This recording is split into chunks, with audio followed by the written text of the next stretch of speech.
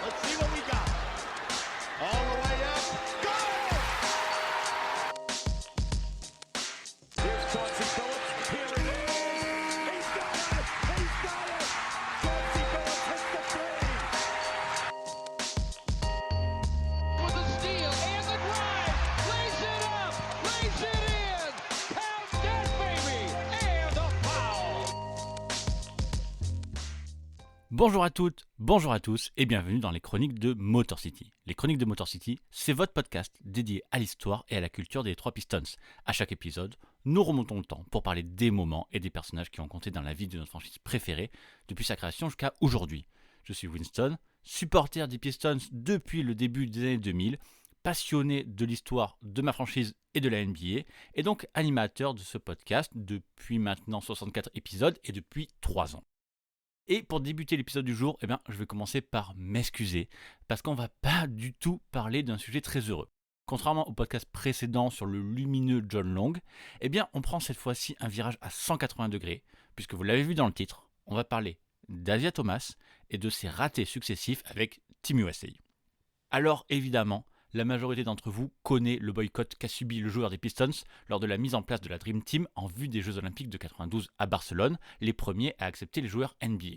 Ça a été documenté depuis longtemps, tous les protagonistes se sont exprimés, il y a eu beaucoup de mensonges, l'histoire est même ressortie en 2020 lors de la diffusion de The Last Dance, le semi-documentaire sur Michael Jordan produit et supervisé par lui-même, histoire de donner sa vérité. Donc bon, on aura bien sûr l'occasion de revenir sur cet épisode dans ce podcast, mais entre cette partie, il y en aura deux autres. Une avant, qui s'intéresse aux Jeux Olympiques 1980, et une après, pour les championnats du monde 94. Et par deux fois, Asiah Thomas était dans l'équipe, et par deux fois, il n'a pas pu participer à la compétition. Alors évidemment, tous ces ratés entre Asiah Thomas et l'équipe nationale américaine, forcément on devait en parler dans les chroniques de Motor City. Comme je vous l'ai dit, ça ne sera pas notre épisode le plus joyeux, mais bon, comme d'habitude, on parle de tout dans ce podcast, on est obligé d'y passer. Et puis, petit teasing, restez jusqu'à la fin, parce que je vous ferai une révélation à ce moment-là dans la conclusion. Oui, Asiah Thomas a bien une médaille olympique.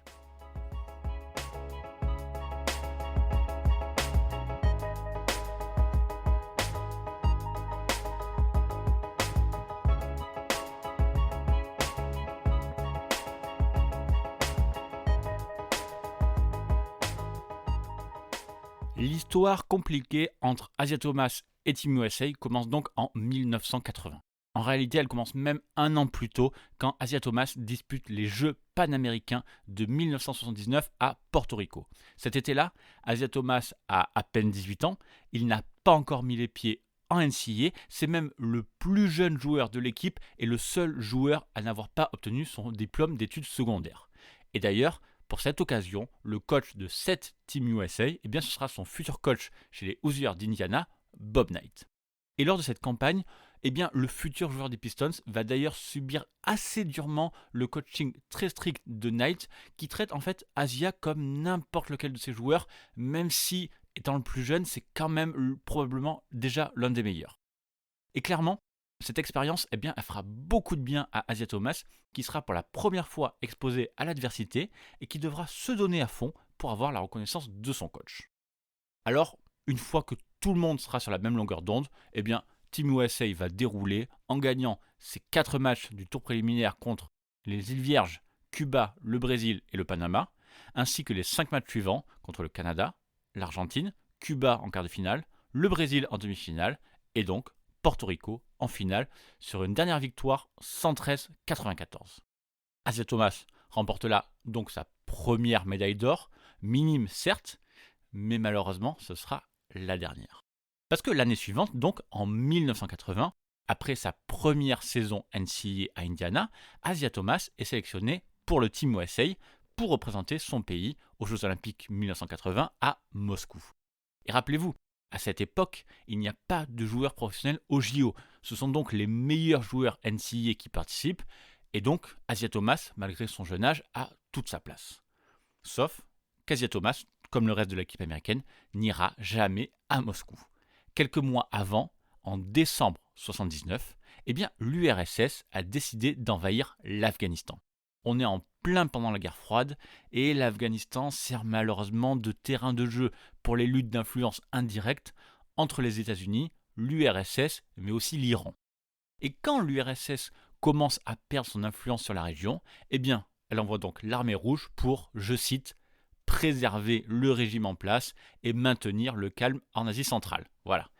Et justifiant aussi l'existence d'ingérences américaines. Bon, je ne vous fais pas un cours d'histoire-géographie, mais évidemment, cette attaque est condamnée par les USA et le président américain Jimmy Carter décide le 20 janvier 1980 de poser un ultimatum.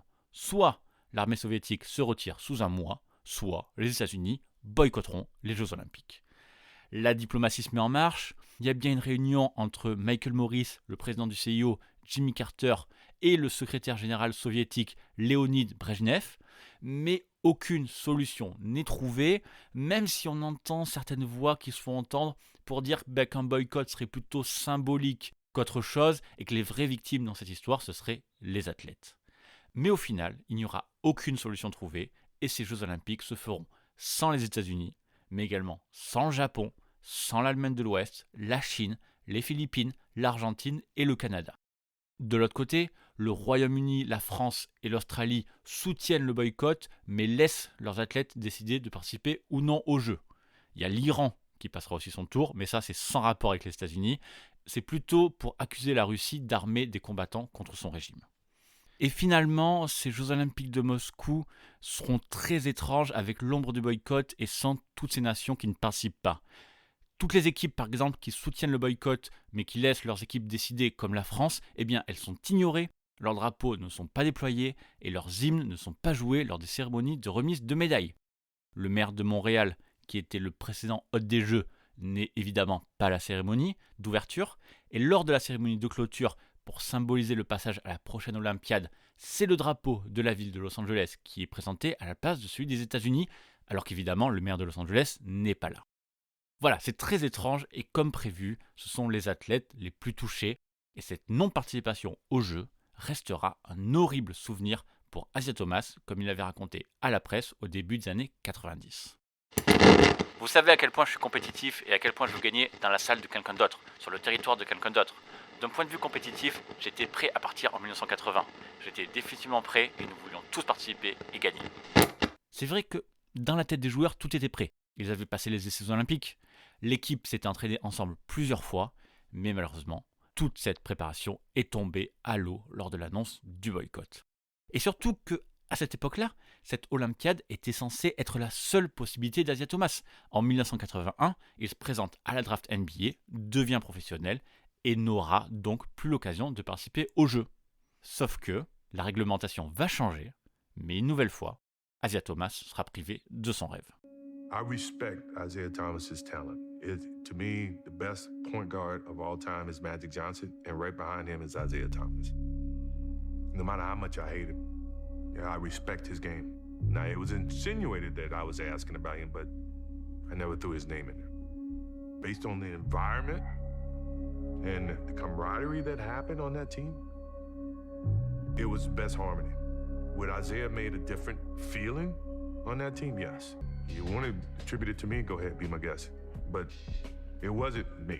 Allez, on fait un saut de 10 ans pour arriver au début des années 90. Il s'est passé beaucoup de choses en NBA pendant les années 80, entre le nouvel élan de la ligue autour du duo Bird Magic, les Bad Boys d'Asia Thomas et leurs 2 titres de champion, et l'ère Jordan qui commence à arriver. Et ça a aussi changé pas mal de choses pour la vision de l'olympisme.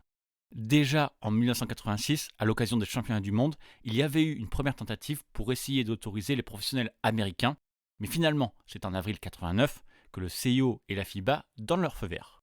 Et pour l'occasion, lors de ce vote, les professionnels sont autorisés à participer enfin au JO avec 56 voix pour et 13 contre. Et vous savez qui étaient les 13 qui ont voté contre ? Eh bien, c'est la Fédération des sports amateurs des États-Unis qui perdait là en fait le seul pouvoir qu'elle possédait dans le basket américain. Bref, à partir de là, eh bien, les Jeux Olympiques de Barcelone de 92 deviennent tout d'un coup un marqueur de l'histoire de la NBA, puisque pour la toute première fois, Team USA sera constitué des plus grandes stars de la planète. Et puis, il faut dire que les Américains ont une revanche à prendre après la défaite contre l'URSS en demi-finale des Jeux de Séoul en 1988. À première vue, ce timing a l'air incroyable pour Asia Thomas. Déjà, il va avoir une autre chance de participer aux JO, alors que ça semblait complètement impossible au premier abord. Mais surtout, en 89, c'est lui le boss du game. Bird a été battu en 88 par les Bad Boys, et Magic sera balayé en 1989 pour le premier titre de Détroit. Les Pistons sont champions en 89 et en 90, avec Asia Thomas MVP des finales 90, après avoir complètement roulé sur Portland. L'annonce de la liste est prévue pour septembre 91, et même si c'est vrai que la saison 90-91 des Pistons s'est très mal finie avec ce fameux walk-off dont on a déjà parlé en podcast, normalement, Asia Thomas c'est un choix automatique dans cette équipe. Et évidemment, tout le monde va tomber de très haut. Le 21 septembre 1991, quelques mois après la révélation du nom Dream Team par le magazine Sports Illustrated, eh bien, la sélection de USA Basketball est annoncée. Et comme prévu, le roster est XXL. Michael Jordan, Magic Johnson, Larry Bird, Charles Barkley, Scottie Pippen, Karl Malone, John Stockton, Patrick Ewing, David Robinson et Chris Mullin. Il manque un nom? Vous n'avez pas entendu le nom d'Asia Thomas, ni d'aucun joueur des Pistons? Eh bien, c'est normal, il n'y en a pas. Il reste 2 spots encore ouverts pour un peu plus de flexibilité, mais peu importe, l'absence d'Asia Thomas fait déjà parler partout en NBA.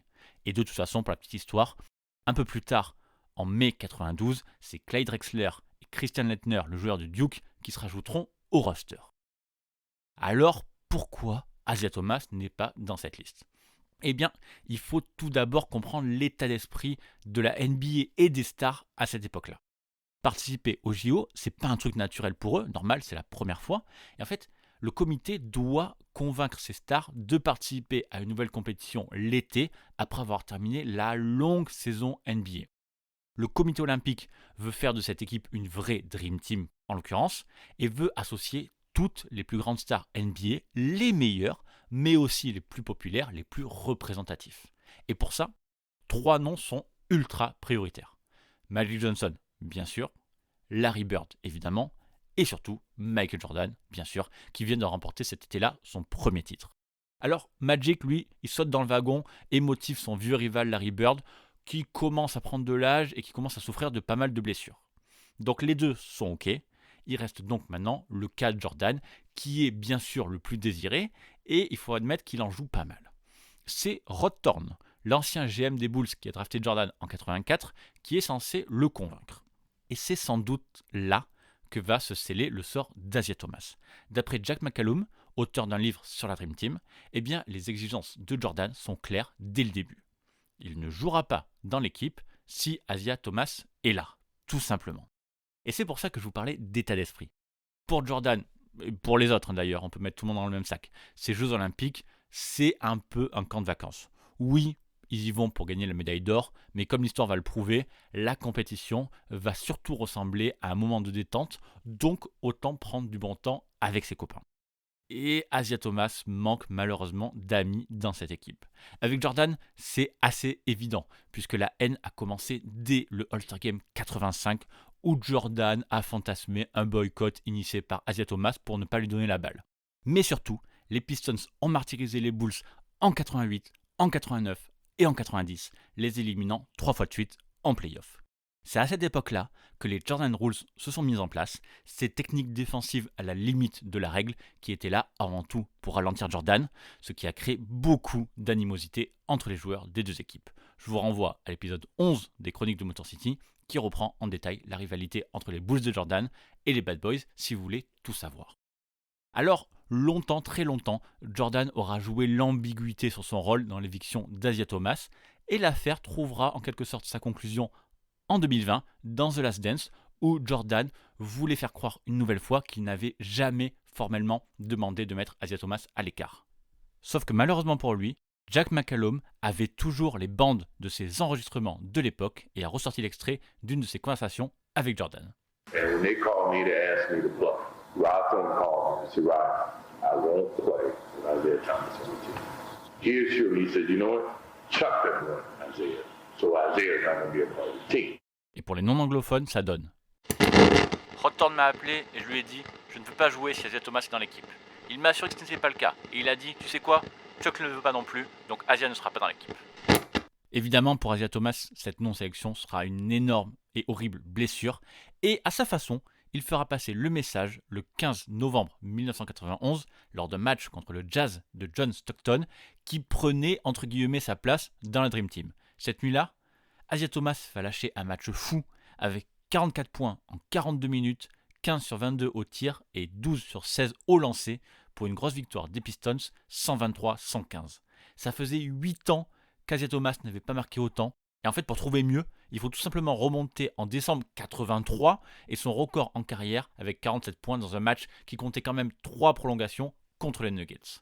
Alors le message est passé, mais ce qu'on sait moins, c'est qu'Isaiah Thomas a ensuite pris la peine de contacter directement Stockton par l'intermédiaire de son papa pour le rassurer et lui dire qu'il avait lui aussi sa place dans l'équipe. C'est John Stockton lui-même qui a raconté ça dans une émission de radio il y a quelques années.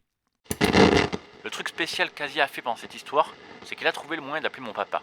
Je ne sais pas comment il a fait, mais il a appelé mon père sur son numéro personnel et lui a expliqué qu'il méritait lui aussi de faire partie de cette équipe, mais qu'il n'avait rien contre moi. Mon père a tellement apprécié ce geste, ça l'a apaisé et je lui en suis tellement reconnaissant pour ça. This is the gold medal game of the 1994 World Championships of Basketball between the United States, aka Dream Team 2, and the Russians. $35 million contract over 6 years. Kemp with the rebound on the miss. Here's Dumars. Pulls up for three. I think these guys mean business today, folks. Ball to the steal. Mais Isaiah Thomas aurait pu avoir une ultime et dernière chance de jouer avec le Team USA, non pas pour des Jeux Olympiques, mais pour des championnats du monde. Dans la lignée du succès phénoménal de la Dream Team à Barcelone, eh bien la fédération américaine décide de monter une Dream Team 2 pour les mondiaux de Toronto à l'été 94. Et pour marquer le coup, les dirigeants décident de renouveler complètement leur groupe en envoyant un roster totalement différent à cette compétition. Il faut dire que Magic n'est plus vraiment dans le coup après l'annonce de sa séropositivité, Bird est à la retraite depuis 2 ans et Jordan s'est mis en retrait pour jouer au baseball. Donc, nouveau groupe et aussi une nouvelle philosophie, comme l'expliquait Peter Land, directeur des communications marketing de la NBA. C'est une approche totalement différente. Vous avez des joueurs comme Larry, Magic et Michael qui avaient remporté des titres NBA et qui étaient déjà des superstars, alors qu'ici, vous avez une composition très différente de l'équipe. Vous avez des joueurs plus jeunes qui deviennent de plus en plus connus et aussi des vétérans. Et c'est vrai que dans cette Dream Team 2, eh ben, c'est quand même beaucoup plus commercial, notamment avec des partenariats montés avec McDonald's, AT&T et Gatorade. Par exemple, vous avez des tasses McDo avec la tête des joueurs, tout le monde porte des t-shirts avec le logo AT&T aux côtés du USA Basketball, etc., etc. Et concernant le roster, si ce n'est pas la Dream Team originale, eh ben, on peut quand même dire que l'équipe a plutôt une belle tête, entre jeunes joueurs prêts à prendre la relève et vétérans en route pour le Hall of Fame. Alors, on peut citer Derrick Coleman, Shawn Kemp, Alonzo Mourning, Larry Johnson, Tim Hardaway et surtout Shaquille O'Neal chez les jeunes. Et on retrouve aussi chez les vieux Mark Price, Dominique Wilkins, Joe Dumars et surtout Isaiah Thomas. 2 joueurs des Pistons présents, quel miracle! Et enfin, Isaiah Thomas qui va disputer enfin une compétition majeure avec Team USA. Et quel timing incroyable! Puisque cette fois-ci, Isaiah Thomas a annoncé que la saison NBA 93-94, ça serait la dernière de sa carrière. À 32 ans, après 13 saisons et 2 titres de champion, le joueur qui n'a connu que les Pistons en NBA pourra finir merveilleusement son histoire sur une potentielle et probable médaille d'or. Jim Tooley, le directeur de l'équipe nationale américaine, avait lors de la présentation bien appuyé cette envie de rattraper ce qui n'avait pas pu être fait en 92. Nous savions qu'il y avait des joueurs comme Isaiah Thomas, Joe ou Dominique qui ne pouvaient pas faire partie de la Dream Team de 92, alors nous voulions les inviter. Ensuite, nous avons discuté de la façon de remplir le reste de la liste avec un mélange de générations et de compétences. Mais malheureusement, le destin est plus que cruel, puisque le 19 avril 94, à 4 petits matchs de la fin de la saison régulière, alors que les Pistons ne jouent plus rien, eh bien Isaiah Thomas va se blesser dans un match contre le Magic. Asia Thomas se fait battre pendant tout le match par un rookie que vous connaissez qui s'appelle Penny Hardaway, mais surtout, il se tord la cheville au milieu du troisième quart-temps. Asia quitte le terrain, seul, en serrant les dents, mais on sait que c'est terminé. Cette entorse, c'est la dernière de toute une série de blessures qu'Asia Thomas a connues en moins de 3 ans. Hyperextension du genou, côte cassée, main cassée, blessure à la voûte plantaire et au mollet. Et à 3 matchs de la retraite seulement, cette blessure qui normalement n'aurait eu aucun impact, eh bien malheureusement, elle prive Asia Thomas de sa place dans l'équipe américaine pour les championnats du monde. Et un autre joueur connaîtra le même destin qu'Asia, c'est Tim Hardaway, et les 2 joueurs seront remplacés par Kevin Johnson et par Reggie Miller. Et pourtant, en juillet, Asia Thomas et Tim Hardaway seront quand même présents pour la promotion de la Dream Team 2 sur la photo officielle avant le premier entraînement. Malgré leurs blessures, malgré le fait qu'ils soient out, les 2 joueurs sont considérés comme faisant partie de l'équipe et s'entraîneront même de leur côté. Alors évidemment, ils ne feront pas partie du voyage à Toronto et verront de loin cette Dream Team 2 rouler comme prévu sur tout le monde, avec leur remplaçant d'Asia Thomas, Kevin Johnson, qui sera titulaire, ce qui laisse penser que normalement c'est le joueur des Pistons qui aurait dirigé cette équipe. La Dream Team 2 gagne sans surprise ses 8 matchs, dont une victoire contre la Grèce 97-58 en demi-finale et une destruction complète de la Russie en finale 137-91. Shaquille O'Neal est élu MVP du tournoi et Sean Kemp, mais aussi Reggie Miller, appelé de dernière minute, eh bien, font partie du meilleur 5 de la compétition.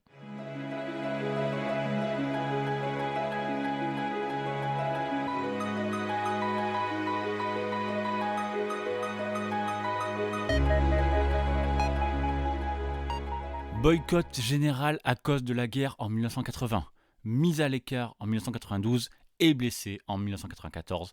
Par 3 fois, Asia Thomas aurait pu jouer les premiers rôles dans une grande compétition et par 3 fois, il a été privé de ces moments. Et le pire dans cette histoire, c'est qu'à chaque fois, Asia Thomas semble un peu maudit. Comment imaginer qu'une guerre va te faire rater des JO ? Comment peut-il être mis de côté lors de la construction de la Dream Team alors qu'il avait rempli tous les critères sportifs ? Et quelle malchance de se blesser à quelques jours de la fin de la saison et d'être privé de la dernière grande compétition possible. Alors voilà, j'ai bien conscience que ce podcast, je vous l'avais dit en intro, n'était pas le plus joyeux pour tous les fans des Pistons et pour tous les amoureux d'Asia Thomas. Donc, pour finir, je vous l'ai dit, on va parler de la médaille olympique que possède malgré tout Asia Thomas. Enfin, médaille olympique ou presque. En fait, en décembre 2007, le Congrès américain a officiellement remis une médaille d'or à chacun des 461 athlètes olympiques qui devaient participer aux fameux Jeux olympiques 1980 à Moscou. En fait, déjà à l'époque, dans la lignée du boycott, l'administration Carter avait décidé d'attribuer une récompense aux athlètes, victimes indirectes, mais jamais les médailles n'avaient été officiellement remises puisqu'il y avait eu des difficultés financières et le Congrès avait préparé des médailles plaquées or et non pas en or massif. Et donc, après un long parcours de lobby, presque 30 ans après, ce groupe d'athlètes, dont Asia Thomas faisait évidemment partie, a réellement reçu une médaille d'or de la part du Congrès, et c'est pas rien quand même, puisqu'il s'agit du prix civil le plus élevé qui peut être accordé par le Congrès. Alors voilà, évidemment, ça ne rattrape rien, mais malgré tout, j'avais envie de vous raconter cette petite histoire pour finir notre chronique sur une note plus positive. Et là-dessus, on boucle le podcast. Merci à tous d'avoir été là. Merci vraiment. Comme d'habitude, je le dis, vous le savez, mais les chroniques de Motor City sont à retrouver sur toutes les bonnes applis de podcast, Apple Podcast, Spotify, Google Podcast, Deezer, Amazon Music et toutes les applis qui gèrent les flux RSS. On avance également plutôt pas mal dans l'ajout des épisodes sur YouTube. On va presque bientôt rattraper d'ici l'été les épisodes réguliers du podcast. Donc merci à tous ceux qui s'abonnent et qui apprécient cette plateforme. Sinon, pour tous ceux qui restent au podcast pur, pensez aux 5 étoiles sur Apple Podcast et sur Spotify, ça donne toujours de la force. Sinon, simplement le seul fait d'en parler autour de vous ou de partager le podcast, c'est déjà énorme. Et donc, en attendant le prochain numéro, je vous invite à me retrouver sur Twitter @MotorCityPod. Merci encore pour votre soutien et à très bientôt pour une prochaine chronique. Bye.